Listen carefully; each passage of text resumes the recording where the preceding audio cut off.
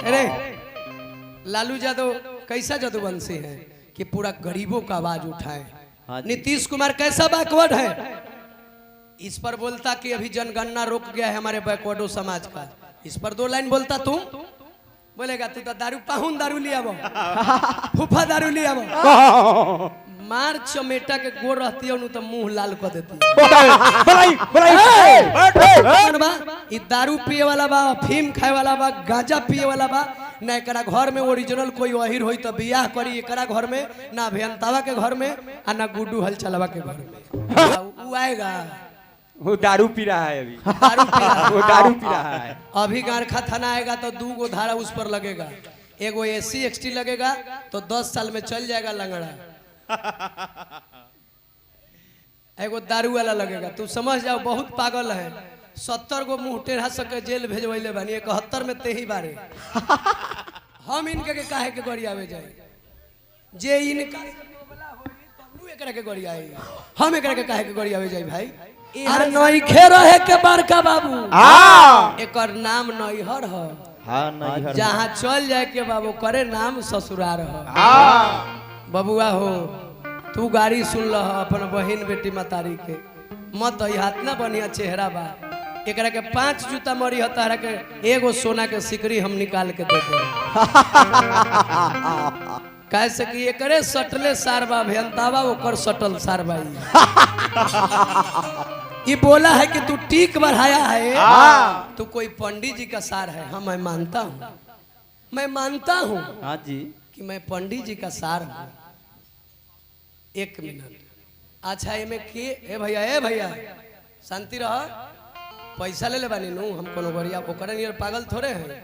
अच्छा ये बताएं, हम पसवान हई तो मजहब कहत बा कि सब कुछ करम रहुआ में खाएम पियम खून देम पसीना देम, लेकिन जहाँ शादी ब्याह के बात होई तो तू अपना जाति से करब ब्याह, हम अपना जाति से करब।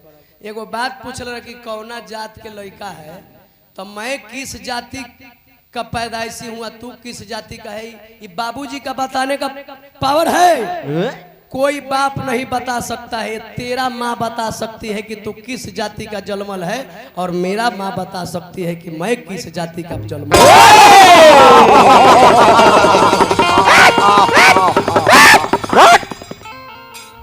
मरम तवर मुहे खैनी बिक दे। हाँ हमार मेहरारू नु का तो छत पर चढ़ रहे हैं।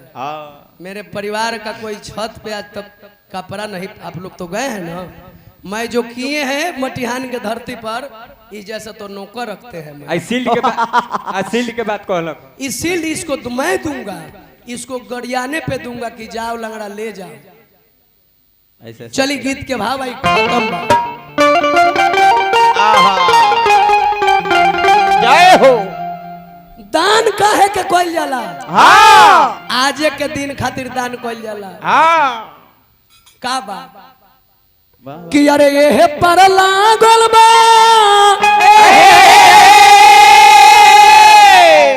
अरे माया के मेला, अरे बाप महातारी सूत नारी के झमेला, अरे बिचवा में नदिया अरे डूबल वो में नावा। ई हवा ना चाचा, अरे तब हो पर हमरो बलुआ के गाँवा,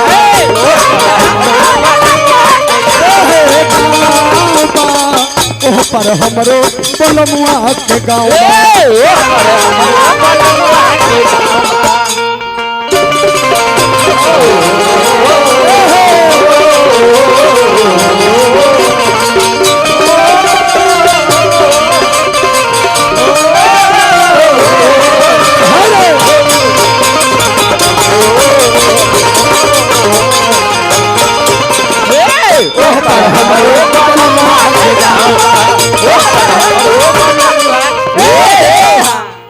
हमार गीत समझम, ओने गाड़ी भेटाई एने कलाकारी भेटाई। हाँ जी ई गांव के नाम बा गारखा फुरसतपुर, हे गांव के नाम बा मटिहान, ओ गांव के नाम बा तेरसिया तेगलवा टोला।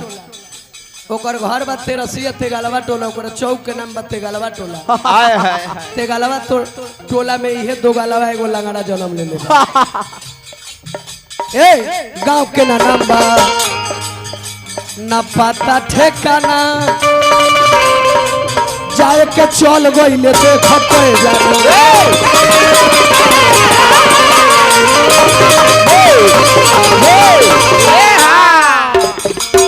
तनी भाव आजा मार के सामने से पोनी लिकम से अलग रही तब नु भाव दे पाए। हाँ जी गाँव के ना नाम बा ना पता ठिकाना हे जाए के चल गइले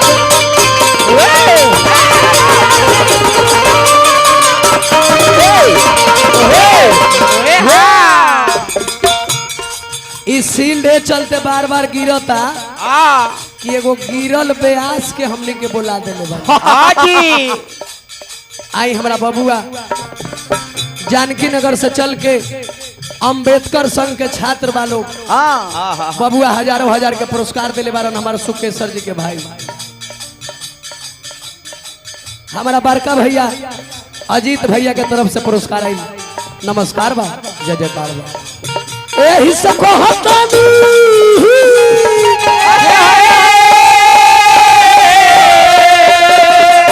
एही से कहतानी राम नाम जपलो एही से कहतानी राम जपलो हरि जी का जपला से धुपवा में छाओ अरे तब हो पर हमरो बलमुआ के गाँव हमरो बलमुआ के हम तो तेरे आशिक हैं सदियों पुराने हम तो तेरे आशिक हैं सदियों पुराने चाहे न माने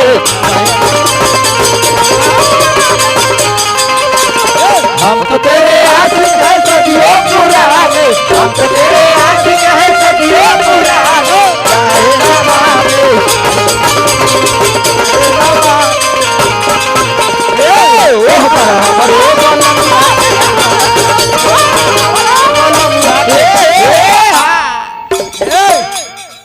एकरा के हरावे के होखे नु तो एकर बाप सुदर्शन यादव के बोलवई ह एकर बाप बारे सुदर्शन यादव मगध के सम्राट व्यास उसे कहते हैं नाचे के होगा तो परदुमन रोशन के बोलई ह हाँ जी ई लोथा के रवा लोग बोला के अपनो दिमाग के मोथा जमवा देते बानी सब एकर प्रोग्राम चंवर में होखला रुकिए व्यास किसे कहा जाता है इससे इसको बुझाएगा धन हो जाए बड़का बाबू धन रहुआ भी कब आई ए बाबू रुका हमर प्रोग्राम हो तो शांति प्लीज नहीं तो बन के जल्दी पैसा छोड़ के घरे भाग जाए विचार करी धन आवेला नु तो तीन गो चीज आवेला जौरे जौरे सरस्वती लक्ष्मी और पाप इसके पास में धन आया ना जनता इसको माने विकलांग अच्छा एक और अभियंतावा के लोग मारे लगे जूता से हाँ जी तई भागी अच्छा भागी नहीं के रुक जाए नहीं के भाग सकत इसके पास धन आया मैंने लक्ष्मी आई और सरस्वती आई गा रहा है तो सरस्वती हमारे पास इसके पास है हाँ पाप क्या है हमार माई बहन बेटी के इज्जत कब मिली जब हो बहन के इज्जत करम तबो हमरा बहन के इज्जत मिली हाँ जब दूसरा को माँ बहन कोई गाली देता है कलाकार इसका भाई है वो बजा रहा है तो वो गा रहा है वो गा रहा है तो वो बजा रहा है धन जब आवे तब बोले के सीखो पहिल का संस्कार का हमारा द्वार पर वो सटा बने गई नु हमार पूरे परिवार के जितना बच्चा लोग के गोर छू के गोर लगलक ये हमार संस्कार बा हमारा बाप मातारी के दिल संपत्ति बा हाँ जी हई रउआ लोग के दिल बा लेकिन संस्कार वो हमार बाप मातारी के दिल बा एकरा भी ना संस्कार बा ना एकर चित्र निमन बा आ ना एकर चलित और न लबेला कहले और न लबेला कहले हम तो परेशान बानी यहाँ ना चाहिए और न लबेला कहले अरे दुनिया के रीति हमारा पर बीतता तो लंगरो पर बीती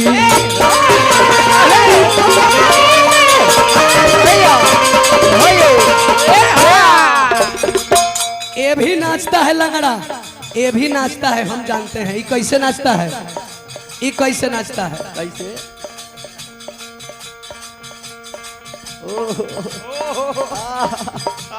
ये नाचो।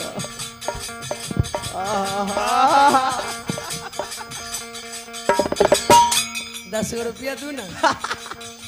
ई पटना जंक्शन पर एकरा के एक दिन देखनी भीख मांगो, एकरा के कहनी की क्या कह रहा है, आ तो प्रोग्राम नहीं चल रहा है कोरोना में, हम झूठ नहीं खी बोला चाचा। ये गाड़ी दे वाली इने तू लोग ओकर तो दादा है बैठल है, तू काहे बोला तारा?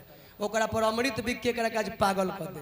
हाँ जी। एक दिन कोरोना में जब लागल रहलक त देश तो अपन प्राण बचावे के फेर में रहलक। हाँ आई इसको ऐसा ड्रग्स लेता है ना भैया, हाँ बहन सब ऐसा ब्यास कभी मत भाई कहना, इसके मुंह पर तुम लोग जूता मारना, थूक बिक देना बहनिया सब।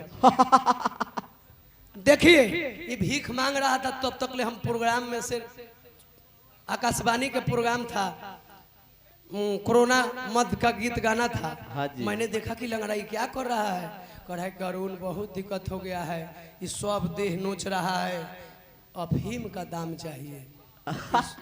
ये उसमें के कलाकार है, ताज हमारा पर बीता था, करो पर बीती।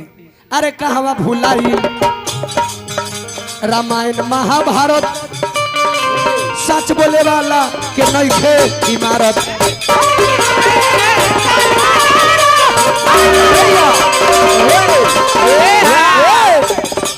और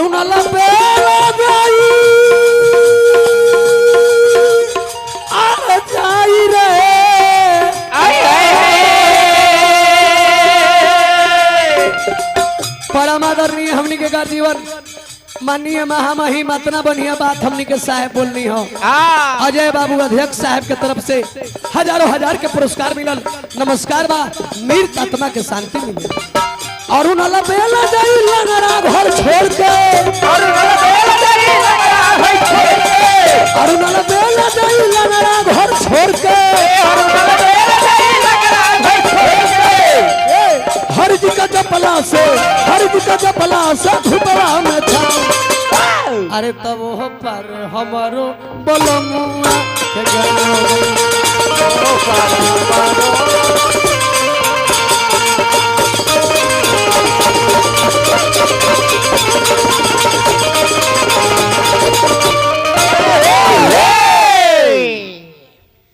ललन बाबू ITI, ललन सिंह जी बाबू एक minute please, Lalan Singh ji ITI हरहरनाथ के तरफ से, साहिल सिंह जी बाबू, उसका बात इधर आप मंच पे आइए, इधर आइए, इधर आइए। साहिल कंस्ट्रक्शन की मालिक है, इधर आइए। वो ब्यास अच्छा नहीं ना गा रहा है? नहीं, देखो एक बच्चा भी बोल दिया कि लंगड़ा, उसका बात को इग्नोर कर देना है, क्योंकि ड्रग्स वाला ब्यास को हम लोग आज सटा किए हैं, वो अच्छा नहीं ना गा रहा है? नहीं वो शराबी है। हाँ। उसका प्रोग्राम चौरा में होता है, घर में नहीं होता। इसका प्रोग्राम कहाँ होता है? चौर में। इस सील्ड ले जाने वाला ब्यास है? नहीं। ये काथी वाला ब्यास? पिटाने वाला। माला दा दुगो, माला दी लड़का सब पहनाई। साहिल बाबू इधर आइए, इधर आइए, पहन लीजिए। आप यूट्यूब पर अब छा गए, आप पढ़ के क्या बनिएगा? IAS। आप क्या बनिएगा? IPS। वाह, हमको बुलाइएगा ना, हाँ। लंगड़ों को बुलाइएगा, नहीं। हम आएंगे। हाँ। ठीक है।